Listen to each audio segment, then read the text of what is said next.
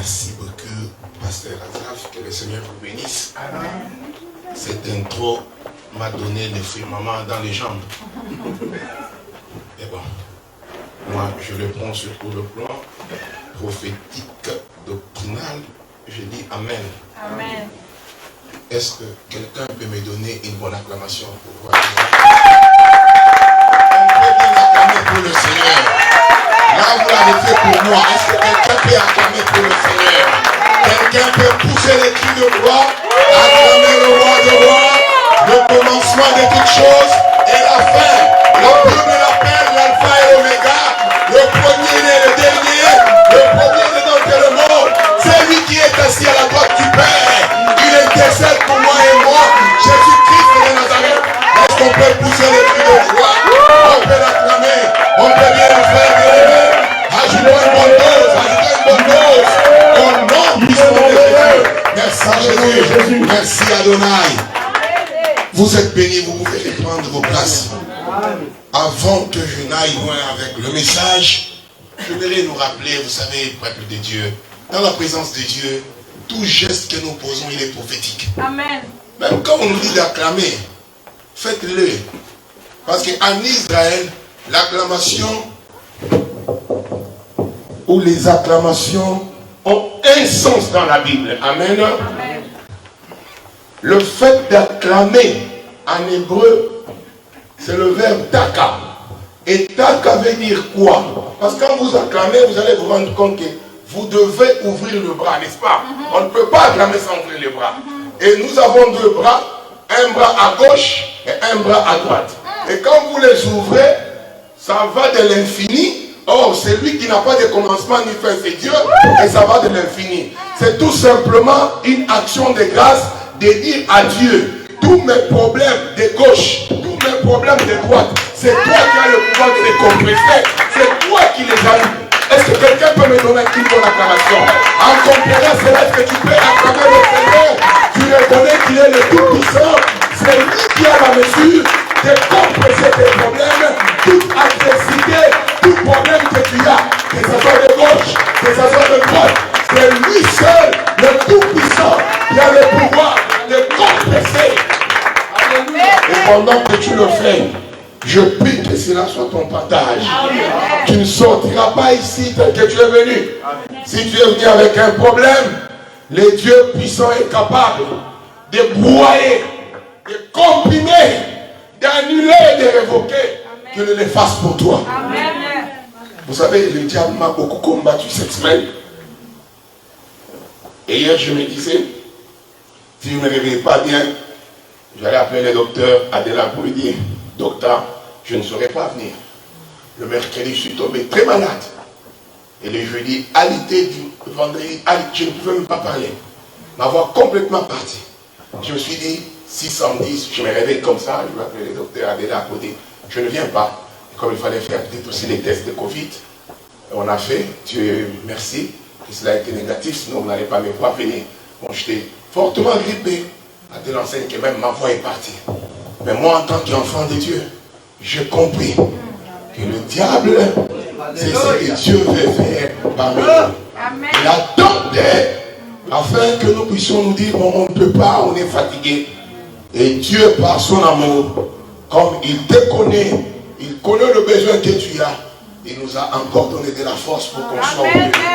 Voilà pourquoi je te demanderai, avant que je n'aille loin avec mon message, je te saurai bon gré que tu me donnes tes oreilles pendant un temps, et juste après le temps de la prédication, je te retournerai ton attention et tu vas partir avec ça. Mais pour ce moment, prête-moi les oreilles, parce que Dieu va nous faire du bien. Amen. Est-ce que quelqu'un peut acclamer le roi des rois? On acclame le Seigneur. Que Dieu soit loué pour la présence de chacun de nous. Je bénis l'homme de Dieu, le docteur Adela, ainsi que toute l'équipe qui travaille avec lui, pour nous avoir cédé ces temps, afin d'apporter la parole de Dieu aux enfants de Dieu. Amen. Que le Seigneur se souvienne d'eux pour le travail qu'ils sont en train de faire au milieu de nous. Amen. Nous sommes très contents d'eux, et moi j'ai toujours dit que non, si vous avez le docteur Adela comme pasteur en présentiel, Nous sommes ses enfants en mode virtuel. Et de bons enfants même. Amen.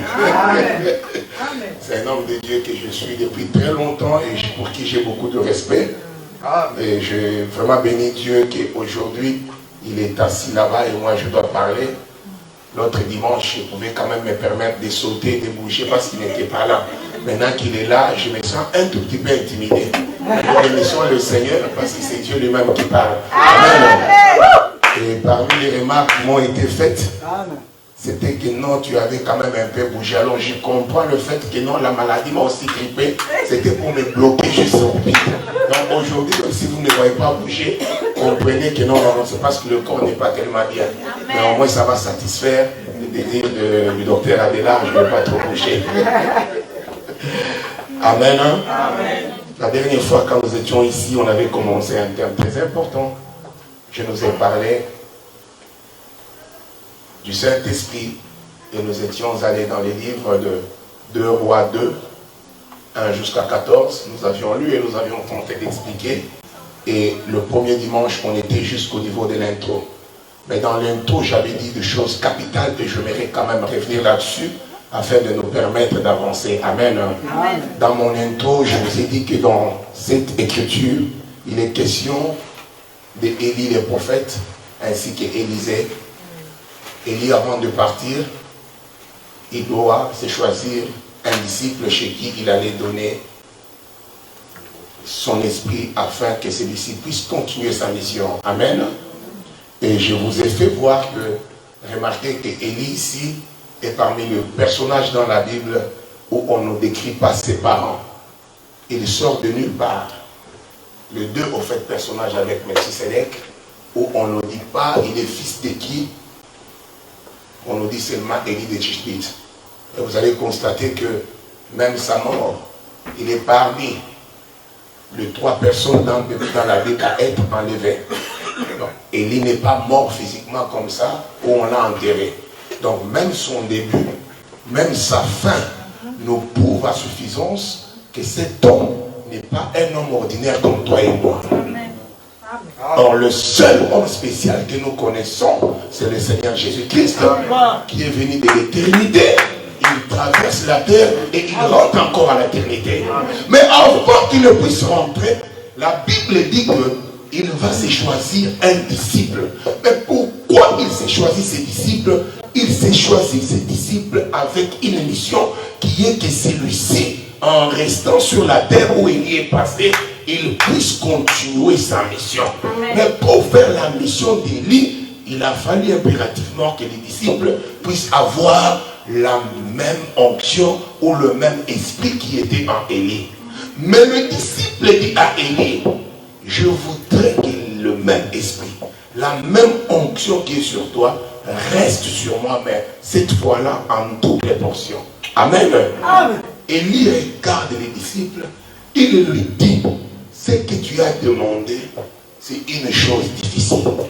Et je vous ai dit ici, en tant qu'enfant de Dieu, la chose difficile dans le monde, ce n'est pas d'avoir le mariage. La chose difficile, ce n'est pas de courir après le maison.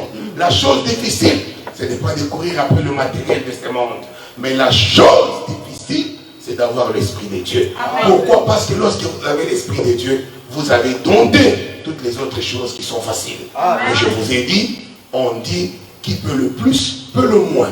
Donc si vous avez déjà ce qui est grand, si vous avez maîtrisé ce qui est grand, les autres choses peuvent être faciles. Amen. Amen. Comprenez par là que lorsque vous avez l'Esprit de Dieu, vous domptez les mondes. Amen. Tout devient facile. Rien ne peut vous nuire.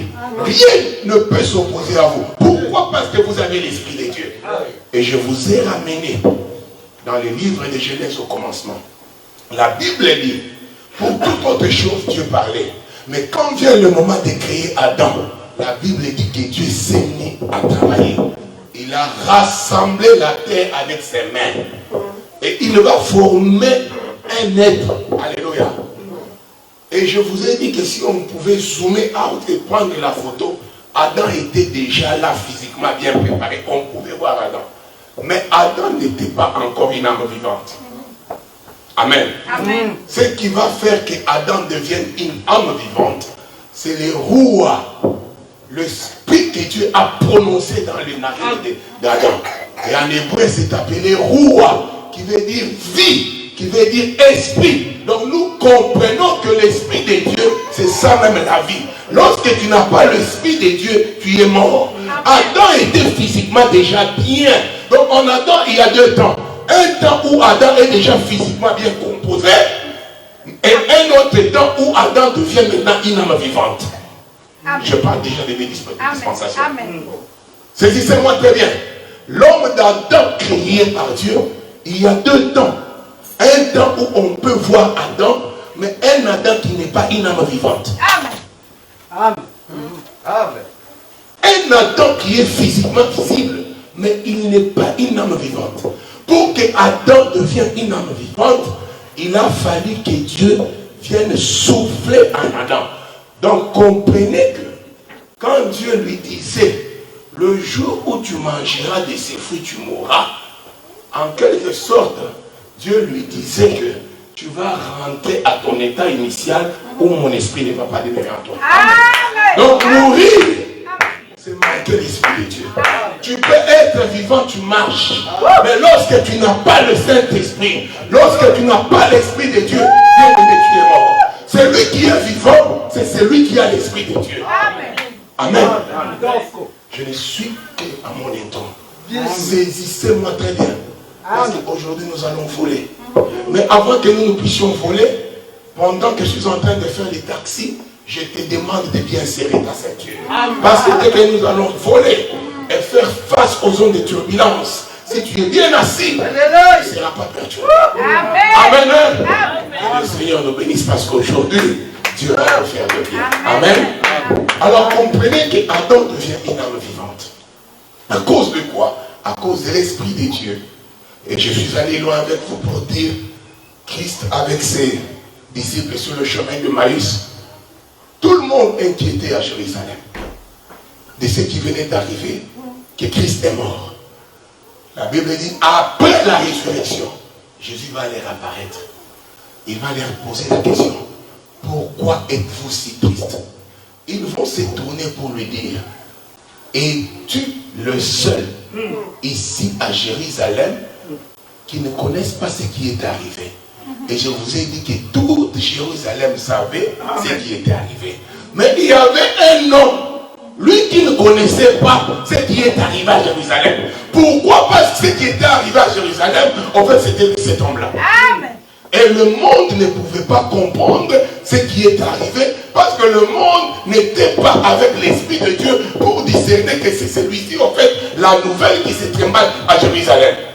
Il lui pose la question, es-tu le seul triste qu'ils étaient? Et je vous ai dit, cet après-midi, peut-être vous aussi, vous êtes approchés dans la présence du Seigneur avec multiples questionnements, avec beaucoup de problèmes, avec tristesse. Mais lorsque Christ est là, il apporte la solution. Amen. Il ôte la tristesse. Amen. Le vœu de mon cœur et ma prière aujourd'hui pendant que je parle, que toute forme de tristesse, toute forme de questionnement dans vos vies, que le Seigneur puisse les ôter. De la même façon que les disciples sur le chemin d'Emmaüs pouvaient dire, n'est-ce pas quand il nous parlait dans nos cœurs, on a senti que nos cœurs battaient parce qu'il a donné la paix. Amen. Que l'Esprit du Seigneur aujourd'hui nous donne la paix. Amen. Amen. Mais ce que j'aime avec cette histoire, la Bible dit que il va leur prendre, il va leur parler de ce qui était dit de lui dans la loi de Moïse, dans les psaumes et dans les prophètes. Amen.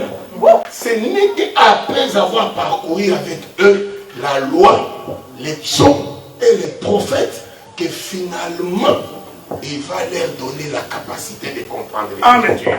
Il va leur ouvrir l'intelligence pour qu'ils comprennent les Écritures. On ne peut pas comprendre les Écritures sans toucher Moïse, sans toucher la loi, les prophètes et les psaumes. Amen. Amen. Et je vous ai parlé ici, c'est que cela voulait dire en hébreu. Je vous ai dit que la loi, en hébreu, ça veut dire Torah, l'édit Pentateuque. Amen. Et les Juifs, dans leur culture, qui est une culture que Dieu s'est servi pour expliquer l'œuvre de la croix. ils avaient l'habitude de diviser les choses en trois. Ça, c'est capital pour notre enseignement aujourd'hui. Amen. Hein? Ils avaient l'habitude de diviser les choses en trois.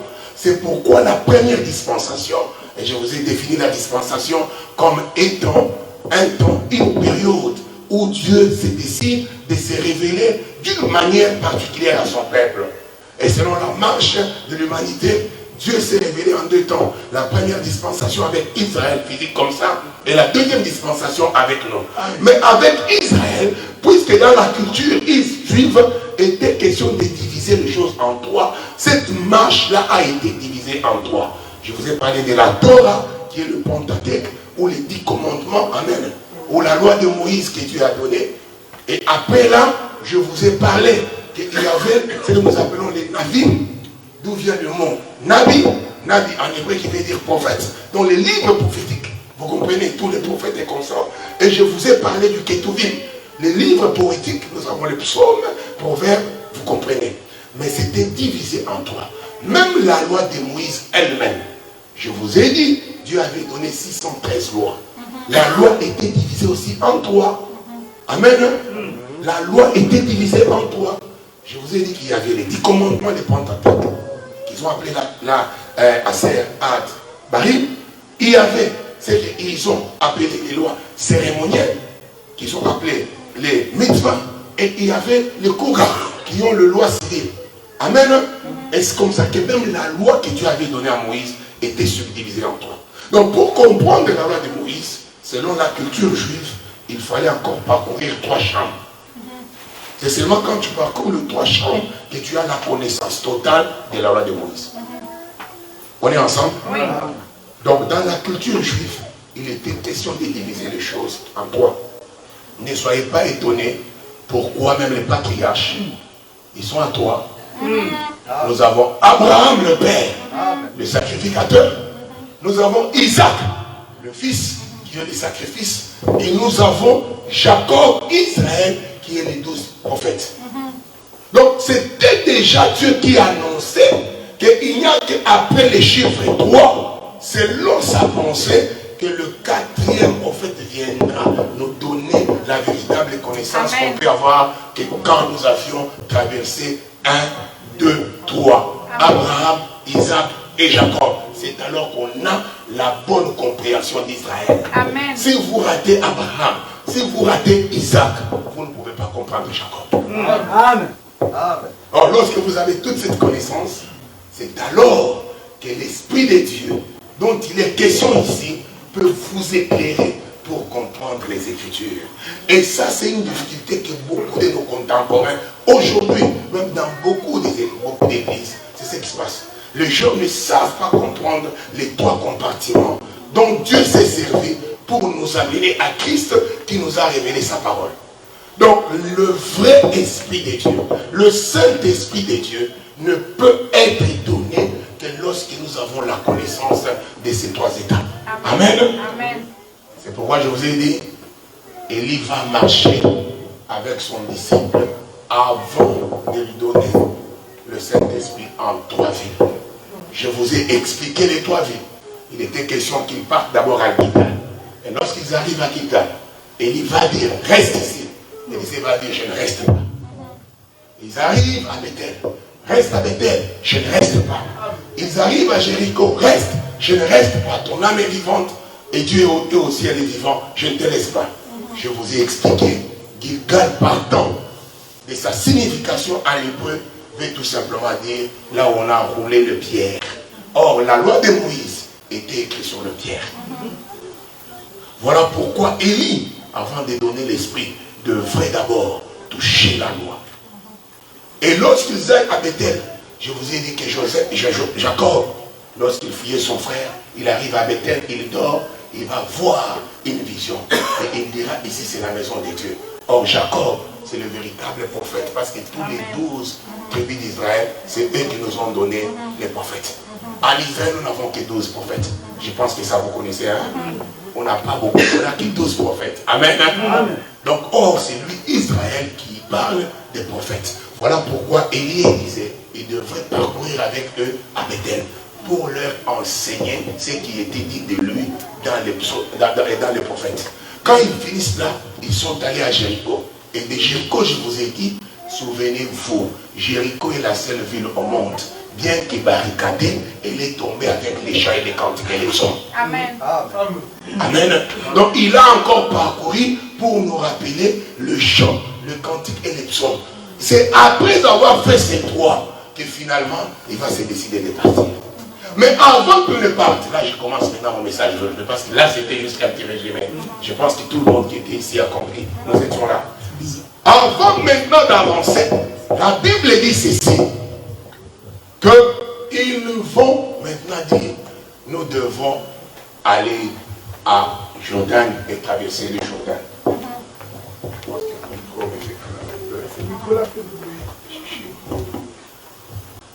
Merci beaucoup, Dieu vous bénisse. Alors, ils vont finalement aller à Jourdain. Comprenez-moi très bien. Parce que là encore, nous allons parler du chiffre 3. La Bible dit qu'ils vont traverser Jourdain. C'est après avoir traversé Jourdain que tout ce que je vous ai dit ici, Élie va maintenant demander à Élisée, demande-moi ce que tu veux et je vais te le laisser. Pouvons nous tenir debout pour faire la lecture de la parole, pour que nous puissions tous être ensemble. Je vous ai dit que moi, il est question d'abord de respect et beaucoup plus pour attirer votre attention. Parce que je sais que beaucoup de gens n'aiment pas lire la parole de Dieu. Alors moi, quand je parle de Dieu, je veux que tout le monde puisse lire avec moi. Parce que quand vous êtes quand même debout, là je me rassure qu'à 100%, j'ai votre attention. Amen. Amen. Nous lisons la parole de Dieu. La Bible déclare, nous sommes dans 2 Rois 2. On peut commencer 1, on va descendre jusqu'à 14. Lorsque l'Éternel fit monter Élie au ciel dans un tourbillon, Élie partait de Gilgal avec Élisée. Élie dit à Élisée, reste ici, je te prie, car l'Éternel m'envoie jusqu'à Bethel. Élisée répondit, l'Éternel est vivant et ton âme est vivante. Je ne t'écouterai point. Et ils descendirent à Bethel. Le fils des prophètes qui était à Bethel sortirent vers Élisée et lui dirent, sais-tu que l'Éternel enlève aujourd'hui de ton maître au-dessus de ta tête? Et il répondit, je le sais aussi, taisez-vous. Élie lui dit, Élisée, reste ici, je t'ai pris, car l'Éternel m'envoie à Jéricho. Il répondit, l'Éternel est vivant et ton âme est vivante. Je ne te quitterai point. Et ils partirent à Jéricho. Le fils des prophètes qui était à Jéricho s'approchèrent d'Élisée et lui dirent, sais-tu que l'Éternel enlève aujourd'hui ton maître au-dessus de ta tête? Il répondit, je le sais aussi, taisez-vous. Élie lui dit, reste ici, je t'ai pris, car l'Éternel m'envoie au Jourdain. Et il répondit, l'Éternel est vivant et ton âme est vivante, je ne te quitterai point. Et ils poursuivirent tous deux leur chemin. 7. 50, on peut aller à 8. Alors, Élie prit son manteau, le roula et les frappa les eaux qui se partagèrent ça et là. Ils passèrent tous deux à sec. Lorsqu'ils eurent passé, Élie dit à Élisée, demande ce que tu veux que je fasse pour toi avant que je ne sois enlevé d'avec toi. Élisée répondit, qu'il est sur moi, je te prie, une double portion de ton esprit. Et Élie dit, tu demandes une chose difficile, mais si tu me vois pendant que je serai enlevé d'avec toi, cela te sera arrivé. Sinon, cela n'arrivera pas. Comme ils continuèrent à marcher en parlant, voici un char de feu et des chevaux de feu leur séparèrent l'un de l'autre. Et Élie monta au ciel dans un tourbillon. Élisée regardait et criait, mon père, char d'Israël et sa cavalerie. Et il ne levait plus. Saisissant alors ses vêtements, il déchira en deux morceaux. Et il releva le manteau qu'Élie lui avait laissé tomber. Puis il retourna et s'arrêta au Jourdain. Il prit le manteau qu'Élie avait laissé tomber. Et il frappa les eaux et dit, où est le Dieu d'Élie? Lui aussi, il frappa les eaux qui se partagèrent ça et là. Et Élisée passa. Amen. Amen. On peut prendre place. Que le Seigneur nous bénisse. Amen. Ça, c'est une répétition. Les autres écritures que je les donnerai en passant. Amen. Amen. Mais ça, c'est l'écriture clé sur laquelle je m'appuie pour apporter le message d'aujourd'hui. Bien-aimé, comme je disais, finalement, après avoir fait le 3, Élie décide de traverser le Jourdain. Or, le Jourdain, c'est un fleuve qui existe même maintenant. Si nous allons en Égypte, en Israël, nous allons voir les Jourdains. Souvenez-vous, quand Israël a quitté Égypte, ils ont traversé la mer Rouge Mais avant d'entrer en Canaan, il fallait qu'ils traversent les Jourdain. Amen. Et là, il y a quelque chose de très capital qui va se passer. Qu'est-ce qui va se passer? Josué, sous la conduite de Josué, juste après la circoncision, parce que Dieu venait de lui dire, vous devez vous circoncire. Parce que toute cette génération, c'est une génération qui n'a pas été circoncis. Donc vous devez laisser la chair. Donc quand on quitte le monde, en tant qu'enfant de Dieu, la prochaine étape qui nous est demandée, c'est l'eau. C'est le baptême. Et le véritable baptême. Je vais vous faire voir comment cela est possible. Juste après Gilgal, ils vont finalement se dire, nous devons traverser le Jourdain. Mais pour traverser le Jourdain, Dieu va opérer un miracle, ce n'est pas ça mon sujet. Et les enfants d'Israël vont encore traverser à sec. Amen. Et quand ils vont traverser le Jourdain à sec, ils vont laisser là un autel. Ils vont prendre 12 pierres et ils vont construire un autel là. Amen. Or, sur l'autel, on ne peut que voir un sacrifice. On ne peut pas parler d'un autel lorsqu'il n'y a pas un sacrifice. Or, quand je parle d'un sacrifice, je suis en train de parler de la mort. On ne parle pas de l'autel lorsqu'il n'y a pas une mort constatée. Mais vous allez vous rendre compte que pendant l'ère traversée, ils ne l'ont pas laissé un sacrifice que Dieu a agréé. Donc cet autel attendait un sacrifice. Cet autel qui était en fait construit dans le Jourdain attendait un sacrifice qui allait venir monter là-dessus. C'est dans le Jourdain que le sacrifice que Dieu allait agréer devrait être joué. Donc lorsque nous parlons de Jourdain, nous sommes en train de constater une mort.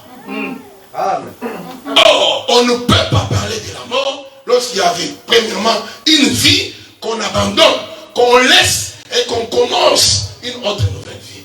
Et qu'on ressuscite. Amen.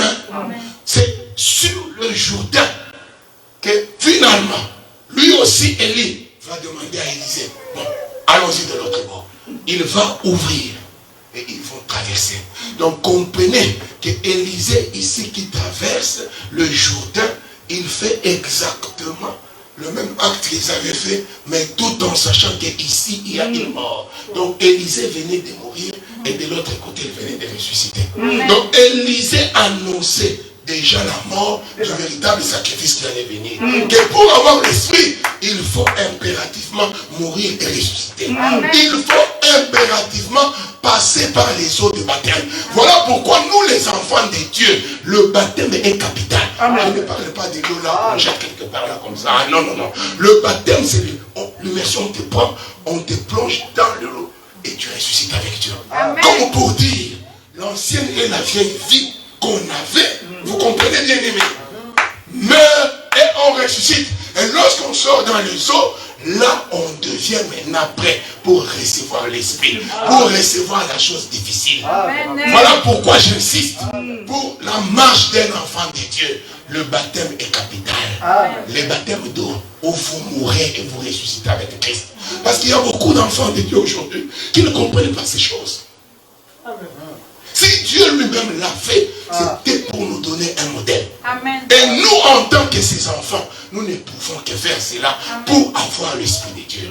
Je prie aujourd'hui que Dieu nous fasse grâce qu'on comprenne ces choses. Parce qu'après cette prédication, moi je voudrais que l'Assemblée des Saints de Gatineau puisse expérimenter des miracles, puisse expérimenter de grandes choses. Je vous ai dit, la seule bonne façon de réussir, c'est d'avoir la chose difficile. Amen. Donc quand nous allons prêcher et finir, moi je crois fermement que le Dieu qui nous a envoyés, une fois qu'il va constater que nous avons parcouru tous les 3 compartiments et que tout est en ordre, la chose difficile dont il est question nous sera donnée. Pour ceux-là qui ont déjà fait des choses difficiles, nous allons activer et remercier Dieu et les choses dans nos vies doivent changer. Il devrait traverser les Jourdains. Et je vous informe encore ici que le Jourdain géographiquement comme ça, il est divisé en 3. Le Jourdain a 3 sources principales.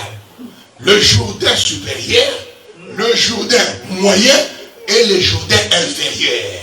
C'est au niveau du Jourdain inférieur qu'on appelle en français les guets, où on baptisait, ou on appelait les gens pour se faire baptiser. Souvenez-vous, Jean-Baptiste faisait baptiser les gens. Quand je parle du gué, le gué dans une rivière, c'est un passage facile où on peut traverser avec le pied. Parce que dans une rivière ou bien dans un courant d'eau, ce n'est pas partout où vous pouvez traverser. Il y a d'autres places où l'eau peut se submerger. Mais les gens qui habitent tout près des rivières savent qu'il y a d'autres places où il n'y a pas beaucoup d'eau. On peut facilement traverser. J'aimerais que vous me compreniez. Où on peut facilement traverser. Le Jourdain supérieur à la source, on ne peut pas. Le Jourdain moyen, on ne peut pas. Mais c'est en fait au Jourdain inférieur où on peut. Ah, je prie que Dieu m'aide à vous faire comprendre ces histoires. Amen. Donc le Jourdain lui-même, qui attendait les sacrifices, qui attendait que quelque chose soit mis sur l'autel, on ne pouvait le traverser qu'au Jourdain. J'aime ça. Yeah. C'est bon. Bien-aimé dans le Seigneur, vous savez, les défauts avec nous, quand on commence comme ça, on risque même de quitter dans la prédication, aller à autre chose. Ma prédication n'est pas ça, mais comprenez les Jourdains. C'est seulement là alors qu'ils vont traverser. Que la mort est constatée, j'insiste, même pour nous, enfants de Dieu, le baptême est capital, et d'une importance capitale. Amen. Et c'est seulement quand il traverse. Donc Élie va mourir et ressusciter que Élie demande finalement, demande-moi quelque chose. Et moi, je te donnerai. Donc, le Saint-Esprit me donne encore une autre inspiration. Ça, je sais que vous le savez, quand vous avez les docteurs Adela, le pasteur Azav, l'homme de Dieu, donc vous êtes bien nourris. Vous savez que Abraham, dans sa vie en tant que notre père, Abraham n'a construit que 4 hôtels. Ça vous savez, non? Vous savez. 4 hôtels seulement. Le premier, vous pouvez les lire dans les livres de Genèse, je crois 12, Sichem. Amen. Le deuxième, à Bethel. Genèse 13. Je ne vous donne pas le verset, allez lire tout. Comme vous n'aimez pas lire. Le troisième, il va construire à Hébron. Et pendant ces 3 hôtels-là, Abraham ne sacrifiait que des bêtes. Mais arrivé au 4e, Dieu va dire à Abraham, j'en ai marre de bêtes. Les bêtes n'ont pas satisfait mon appétit. Les bêtes n'ont pas étanché ma soif.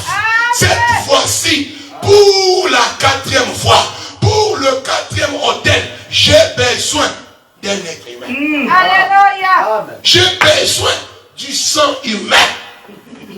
Les bêtes que tu m'as données 3 fois n'étaient pas suffisantes. Je parle encore du chiffre 3. Comprenez-moi bien. Il a fait 3. Je vous épargne la signification des 3 villes là encore. Mais c'est seulement après 3 que Dieu va lui dire, Abraham, donne-moi ton fils. Amen. Donc Dieu poursuivait le fils. Mais pour atteindre le fils, il fallait parcourir 3. Amen.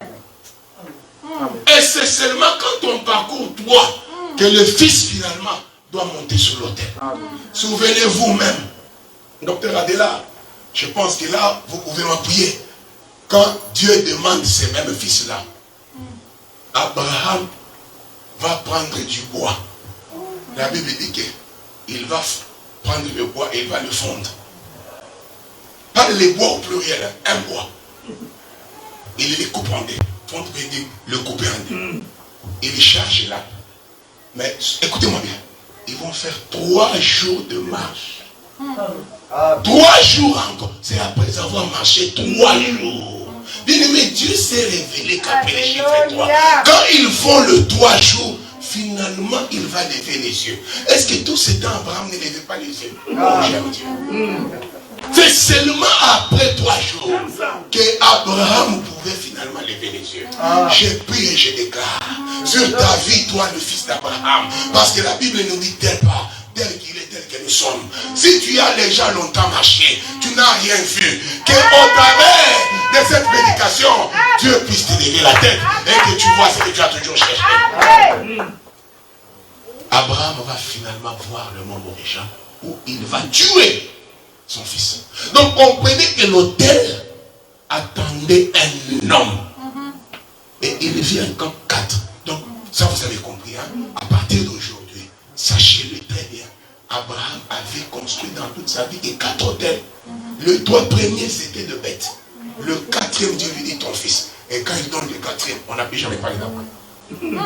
Ah, tu ne m'as pas compris. Écoutez-moi bien. La Bible dit que c'est seulement quand ils finissent comme ça. Ils arrivent de l'autre côté. Élisée demande maintenant. Élie plutôt demande-moi quelque chose. Et il va lui demander l'esprit. Il a demandé quoi? Il lui a demandé l'esprit. Mais quand Élie monte, qu'est-ce que Élie lui laisse? Élie lui laisse le manteau. Donc facilement nous pouvons comprendre que le manteau c'est l'esprit. Voilà. On n'a pas besoin d'un dessin pour comprendre.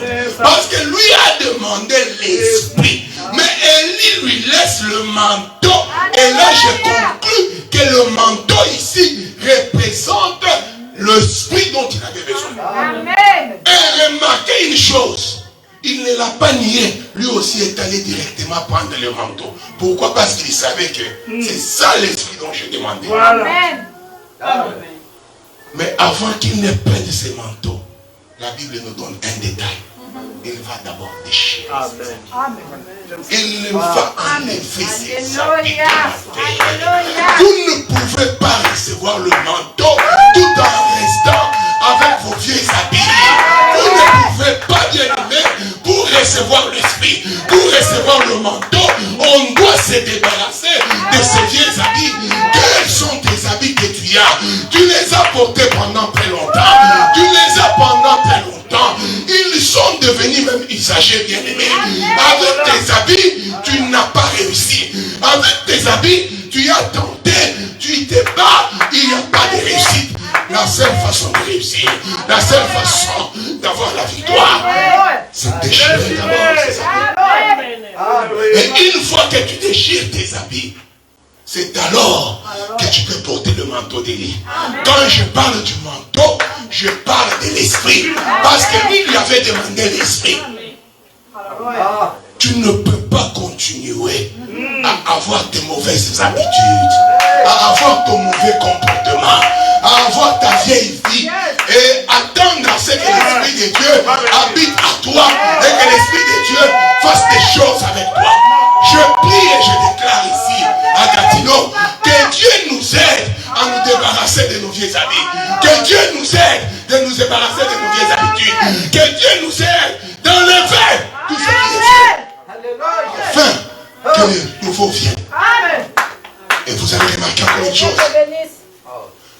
Le dernier miracle d'Élie, physiquement comme ça, c'était la traversée des Jourdains. C'était la traversée des Jourdains. Parce que ça, le dernier miracle fait, et il est enlevé. Mais comprenez que le dernier miracle d'Élie, avant d'être enlevé, c'est celui qui devient le premier miracle d'Élisée. Voilà. Amen. Amen. Oh.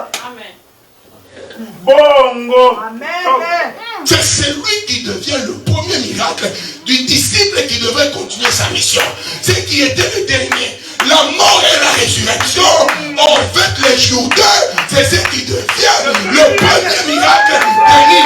Pour continuer, pour la continuation, la bonne marche en tant qu'enfant de Dieu, vous devez mourir et ressusciter. Si vous ne mourrez pas, vous ne verrez pas la continuation. Si nous ne mourrons pas, nous ne verrons pas la main de Dieu.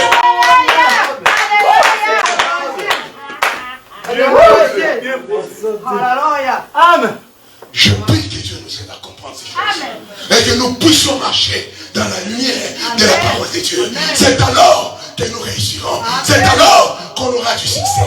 Et moi je crois que le Dieu qui nous a envoyés ici pour parler de ces choses, il va nous faire grâce. Amen. Amen. Nous sommes en train de continuer. Je pense que là, nous sommes tous d'accord. Amen. Et ce que je dis passe. Si ça ne passe pas, faites-moi signe. Amen. Est-ce qu'on peut acclamer le Seigneur?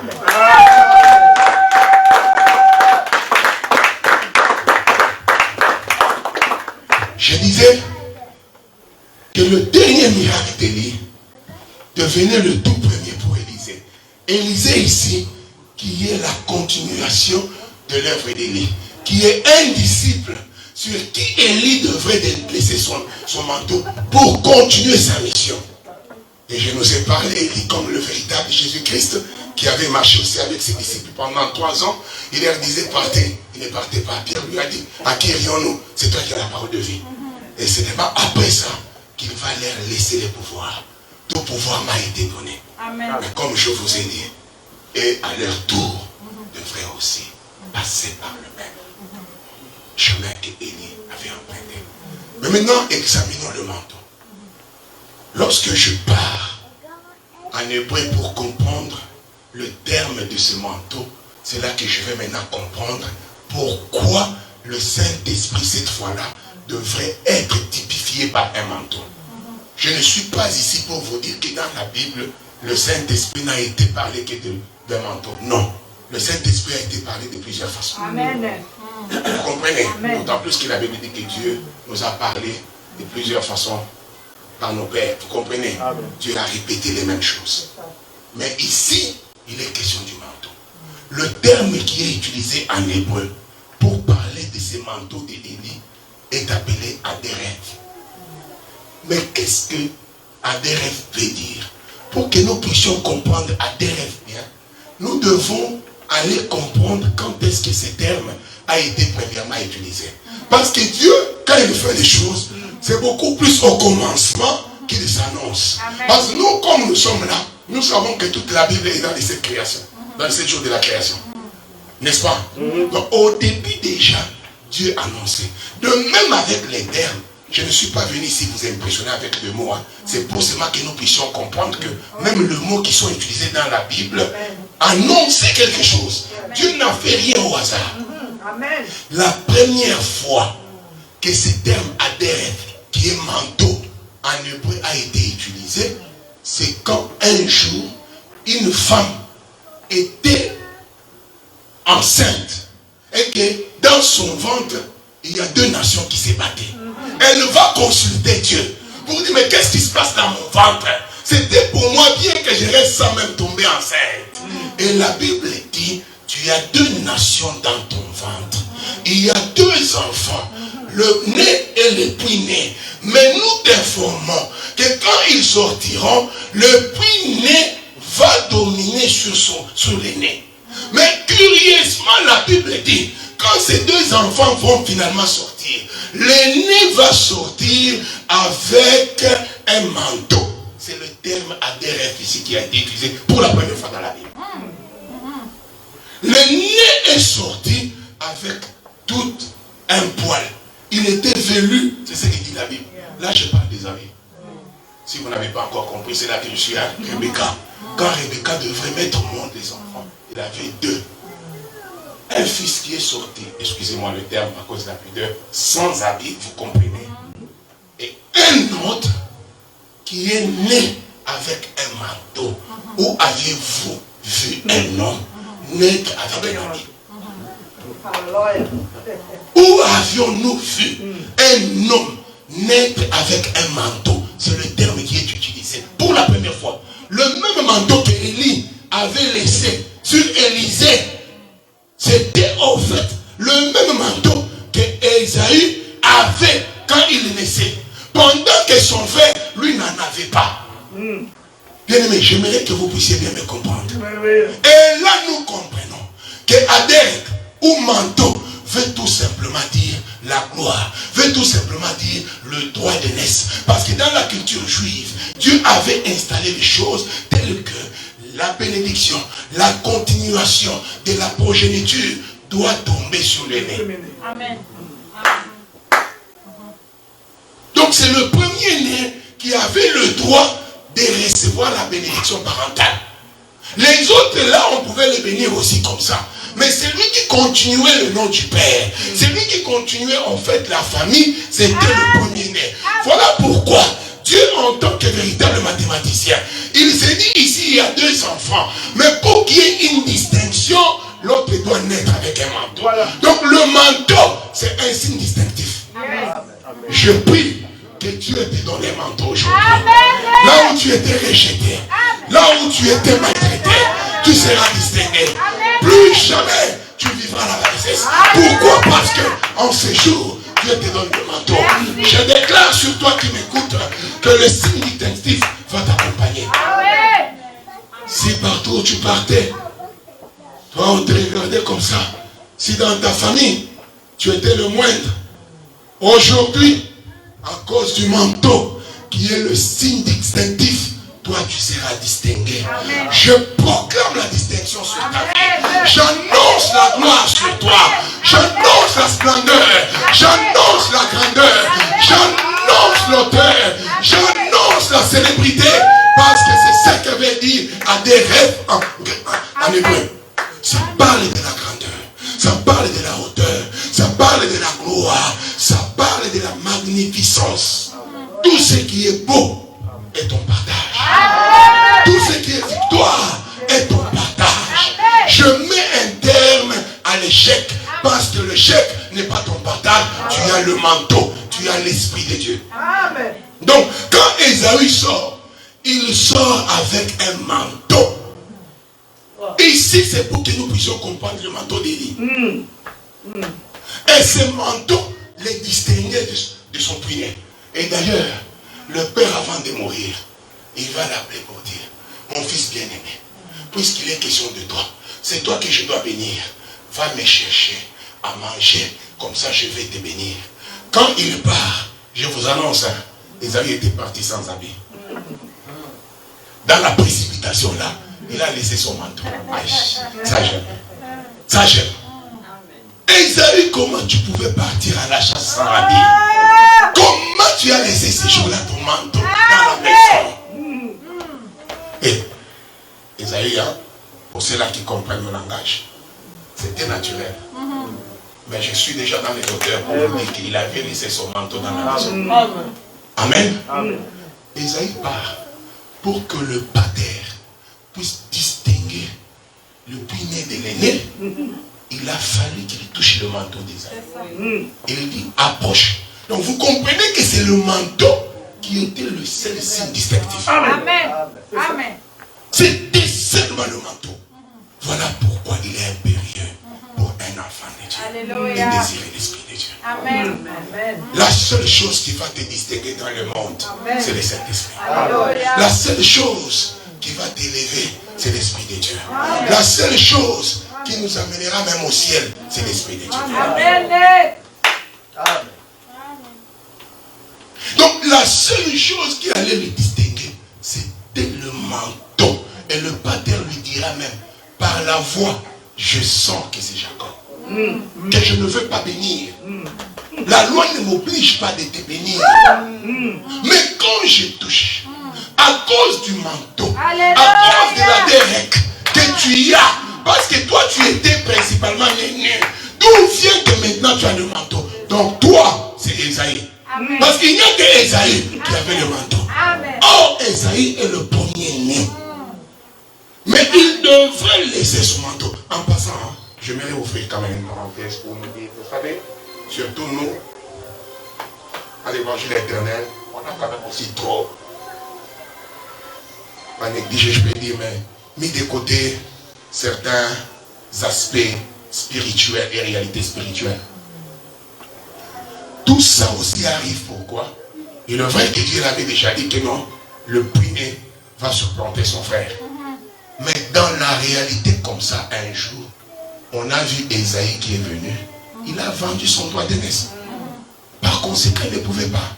Voilà pourquoi, en tant qu'enfant de Dieu, nous devons veiller aussi à ce que nous disons et ce que nous faisons. Le monde spirituel existe. Amen. Les réalités spirituelles existent. Déjà dans le monde spirituel, à cause de cet acte-là, Ésaü ne pouvait plus encore réclamer le droit d'aînesse. Combien d'entre nous se compromettent? Combien d'entre nous se laissent bien aimer? Le monde spirituel existe. Et ce qui est déjà dans le monde spirituel, c'est ce qui détermine ce que tu es. Amen. Ah, tu ne m'as pas compris. Je vous donne un exemple. Dans le livre de Zacharie, il est dit par Zacharie qu'il va voir le sacrificateur Josué au ciel avec des habits sales. Or, un sacrificateur ne peut pas avoir les habits sales. Pendant que lui le voyait aussi avec les habits sales, Josué, comme ça, dans la réalité, il était chez lui en train de manger le fofo. Je ne sais pas si vous comprenez. Hein? Mais dans le monde spirituel, il est debout avec les habits sales. Bien aimé, le monde spirituel a un grand impact dans ce qui nous arrive. Amen. Esaïe vend son droit d'aînesse comme Israël. Finalement, le petit va prendre la gloire. Il va prendre la position et le pouvoir. Ici, c'était juste pour nous amener à comprendre le manteau dont il est question. Vous voyez là où on parle du manteau pour la première fois dans la Bible. Amen. Donc là, nous comprenons finalement la signification du manteau que Élie devrait laisser à Élisée. Est-ce que c'était juste un manteau naturel? Non. Parce que Élisée lui avait demandé l'esprit. Et là, nous comprenons que Dieu voulait nous amener à comprendre ce que le manteau réellement veut dire. Donc nous avons tous compris la gloire, la magnificence, l'élévation, la hauteur, splendeur, célébrité, gloire, honneur sont ceux qui sont attachés au manteau. Amen. Une autre fois où on parle du manteau, c'est en Jonas 3,6. Lorsque nous lisons, la Bible dit qu'un jour, la ville de Ninive est tombée en guerre. Le roi va s'élever, vous pouvez le lire, je vous ai déjà donné le passage. Le roi va s'élever, il va enlever son manteau et il va porter les habits, un sac de deuil. C'est le même terme qui est encore utilisé en hébreu, Aderek. Donc l'habit de gloire qu'il portait, l'habit royal qu'il avait, c'était ces mêmes manteaux-là. Je me limite avec ces deux exemples pour nous faire comprendre que vous comprenez ici que le manteau, c'est l'habit de gloire. Le manteau, c'est l'habit distinctif. Le manteau, c'est ce qui distingue le roi d'avec tout le monde. Lorsque vous avez le manteau, vous êtes distingué. Voilà pourquoi je t'annonce, toi, enfant de Dieu, à cause du Saint-Esprit, ta place, ce n'est pas la bassesse. Ta place, ce n'est pas l'échec. Ta place, ce n'est pas le dernier. Mais toi, tu es appelé à vivre comme un roi, distingué dans tout ce que tu fais. Amen. Amen. Amen. Je prie de tout cœur que Dieu nous distingue. Parce que lorsque nous avons son esprit, c'est nous distinguer. Son esprit amène la grandeur. Son esprit amène l'élévation. Son esprit amène la distinction. La Bible dit qu'il va enlever son manteau, son adérec de gloire royale pour porter le sac. Donc là, nous avons compris que non, le manteau, ici, ça parlait tout simplement de la gloire, de la magnificence, de la puissance du droit d'aînesse. Donc, Élisée n'était pas l'aîné. Élie était l'aîné qui devrait laisser son manteau, qui devrait passer le droit d'aînesse à Élisée, afin qu'Élisée puisse en fait opérer comme Élie. Pour réussir à faire la mission d'Élie, il doit y avoir un transfert des pouvoirs. L'aîné doit cesser d'être aîné et donner son pouvoir au plus né. C'est exactement ce qui s'est passé avec Israël, qui est venu le premier. Et Israël n'a pas reconnu Christ. Finalement, Christ va tourner son dos pour nous les nations. Amen. Nous qui n'avions ni droit de citer en Israël, nous qui étions très loin. La Bible dit que par la mort de Jésus-Christ, Dieu nous a gravés, Dieu nous a amenés dans la promesse d'Abraham. Bien aimé, finalement, Élie lui laisse le manteau. Et quand Élisée prend le manteau, comme je vous disais, Élisée finalement déchire ses habits et il prend le manteau d'Élie. Amen. J'aimerais que nous puissions lire encore un autre texte. Ça, je veux vraiment que nous puissions les lire. Nous sommes dans le livre de Exode 22, 25. Si on peut nous lire Exode 22, 25. Ça va beaucoup nous aider. Ok, Exode 22, 25. La Bible dit ceci. Si vous prenez en gage le manteau de quelqu'un, rendez-le lui avant le coucher du soleil. Car il n'a que cela pour se couvrir et protéger son corps. Amen. Je ne sais pas ce que ça dit dans votre version, mais moi je suis dans version français courant. C'est ce que ça me dit, Exode 22, 25. Dieu vient dans la loi de Moïse. Il dit aux enfants d'Israël, si quelqu'un prend en gage le manteau de son frère parce que celui-ci lui doit de l'argent, le soir, avant que le soleil ne tombe, il doit prendre le manteau qu'il avait pris en gage, aller le lui remettre. Je m'explique. Maman a la dette. Je la menace, elle ne sait pas me payer parce que peut-être elle est broke. Elle est fauchée. Alors, finalement, j'ai dit, bon, puisque tu ne veux pas me payer, maman, je regarde, la loi m'autorise de ne prendre que son manteau. Vous comprenez bien? Rien d'autre. Pas une cuillère, pas une fourchette, mais de prendre seulement le manteau. Or, nous comprenons déjà ce qu'était le manteau avec Esaü et Jacob. Donc, quand je prends son manteau comme ça, ça veut dire que je lui laisse faucher complètement. Il n'a plus rien, pas de protection. Mais je pars avec son manteau. Je vais rester et lui va se trimballer comme ça toute la journée, sans son manteau. Partout où il va passer, elle va passer sans son manteau. Pourquoi? Parce que moi, j'ai confisqué son manteau du fait qu'elle me doit. Mais la Bible dit, lorsque le soir, lorsque le soleil va se coucher, moi qui avais pris le manteau de maman, même si je suis à Toronto, je dois courir vite de Toronto jusqu'à chez maman, lui remettre son manteau. Qu'elle paye, qu'elle n'ait pas payé, mais je dois lui retourner le manteau. Pourquoi? Parce que le soir est venu. Pourquoi? Parce que le soleil se couche. Et à la Bible d'ajouter, avec quoi se protégera-t-elle? Avec quoi fera-t-elle face à toutes les perturbations atmosphériques nocturnes? Donc le manteau permet à ce qu'elle puisse faire face à toutes les perturbations atmosphériques nocturnes. Donc la nuit, il y a plusieurs choses qui arrivent. Ce qui nous protège, c'est en fait le manteau. Lorsque vous avez le manteau, vous pouvez facilement faire face à toute perturbation, à toute attaque, à tout ce qui s'élève pour vous nuire. Parce que la nuit, on ne voit pas. Pendant la journée, facilement tu peux voir une mouche tsetse, tu peux facilement voir un moustique.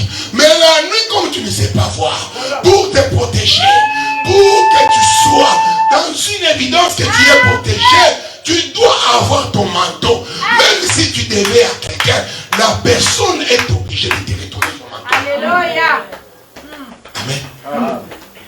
Je pense que nous avons tous compris les deux temps ici. Le temps de la journée et le temps de la nuit. Et la Bible dit que lorsque la nuit arrive, on doit lui retourner son manteau. N'est-ce pas le Seigneur Jésus-Christ à la croix? Quand il mourait, la Bible dit que le soleil qui pointait a eu honte.